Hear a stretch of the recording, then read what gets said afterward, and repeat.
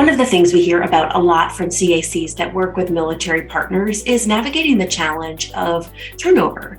For so many military partners, turnover is really built into the job description. Every few years, there may be a change in the point of contact. Every single military program that we've worked with through the last 18 years, the leadership and much of the staff have turned over and changed.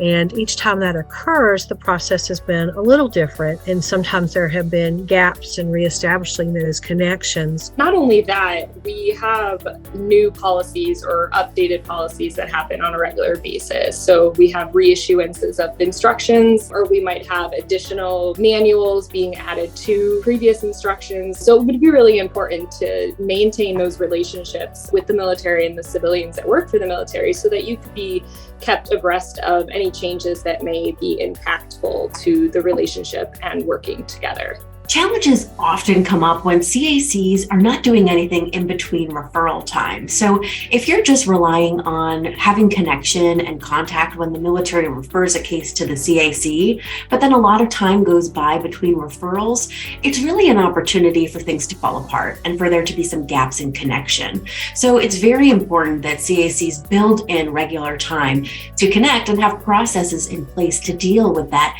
turnover that we can know and expect and really plan for. And CACs that have been doing this for a while have some great ideas for how to combat this and make sure that that partnership continues despite the turnover that's definitely going to be happening.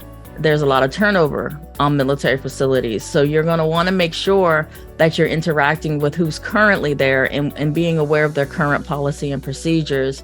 You also want to make sure you're building that relationship. I found that dealing with the FAP is easier than the military themselves because they are more consistently there. And when they do leave, there's usually a good amount of notice that they're leaving, and then they'll introduce you to the person taking their place. Whoever is leaving their position or their program or changing roles is when they just do those warm handoffs, and that is really helpful. They invite that person, if they haven't already been engaged with the center, to our MDT meetings. They begin to engage and attend those meetings. And they usually, when they're aware of that change and that it's coming, there have been cases where we've had a couple months notice, at least a month's notice, so that gives some time for transition.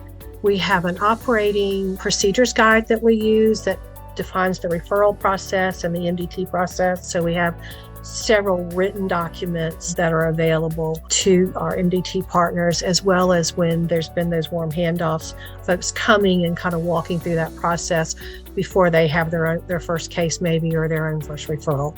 The best guidance to keeping track of contacts with different agencies is to use the software system that you use to track your clients, to upload their contact information and upload it against the agency that they're with. And then whenever you need to find them, just go into your database and search for their name, and it's right there on your computer. NCA has some really helpful resources to help CACs get started with this. To learn more, please visit learn.nationalchildren'salliance.org/military.